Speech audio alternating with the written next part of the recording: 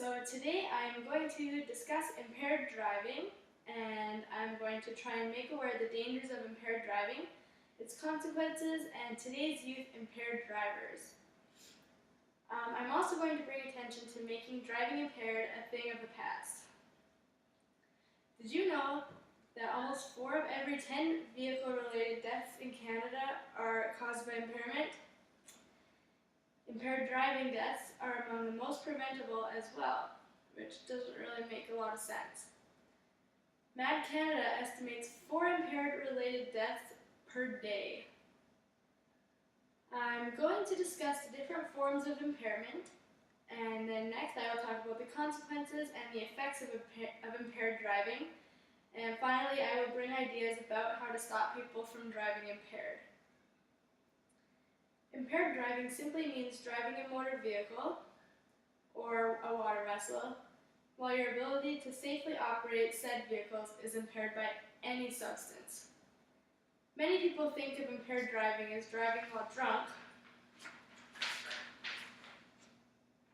while in fact it could mean much, much more.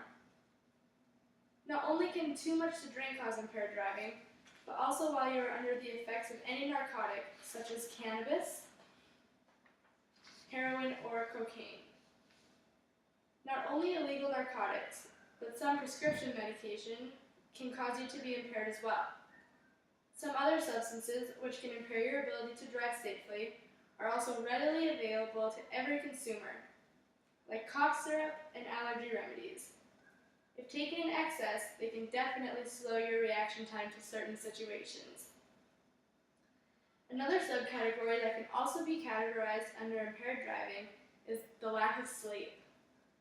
Although many people believe being tired is not considered impaired driving, the truth is that going 18 hours without any sleep is equivalent to blowing over the limit on a breathalyzer. And although that sounds like a long time to go without any sleep, many people do just that on a daily basis and continue to drive motor vehicles because they have no idea how risky it is. The last category under impaired driving is what we know today as distracted driving.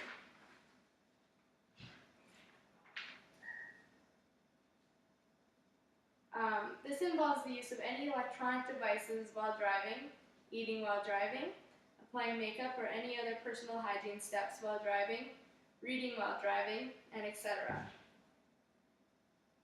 Today there is far too many accidents resulting in injuries and deaths from distracted driving. Although it is obvious that the person undergoing the impaired driving will suffer consequences, 100% of the time they are not the only one. The effects of impaired driving are felt way beyond the individual who has broken the law. Of course, a driver will have his license revoked, his fine or jail time, his insurance premium increased, and etc. The list goes on and on. His family will suffer possibly because of his job loss, his possible injuries forcing them to transport the individual everywhere, or even his own death. His actions may have also resulted in an accident with an innocent victim, forcing their lives to be changed forever with a disability or death on their hands. Society has dealt a blow with every impaired driving incident with the cost of courts, prisons, repairs, hospital visits, insurance claims, and so on. What can we do as a society to deter impaired driving? I don't think that stiffer penalties do much to prevent people from driving impaired.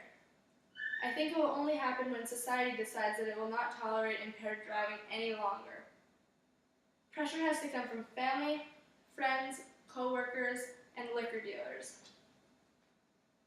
Impaired driving is a very serious problem in Canada. It has terrible consequences, but is 100% avoidable.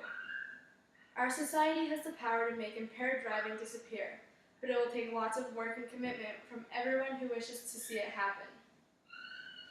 And I just have an article here from Mad Canada, which says, a report from Statistics Canada states Alberta's impaired driving rates were among the highest in the country in 2011.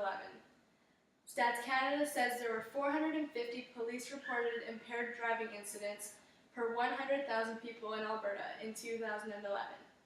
The national average is 262 per 100,000 population.